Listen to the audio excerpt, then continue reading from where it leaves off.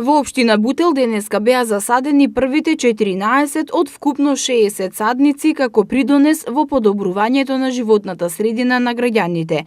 Во денешното засадување учествуваше и градоначалникот на општина Бутел Велимир Смилевски, а садниците се засадени долж новата пешачка патека која ја поврзува улицата Бутелска со спортската сала Антон Димитров.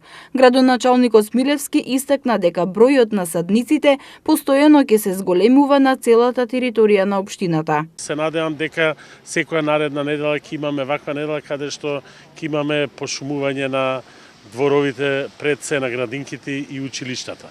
Денес ќе имаме исто така можност да ја пуштиме патеката која што ја поврзува улицата Бутелска со новата сала, тоест реновираната сала Антон Димитров.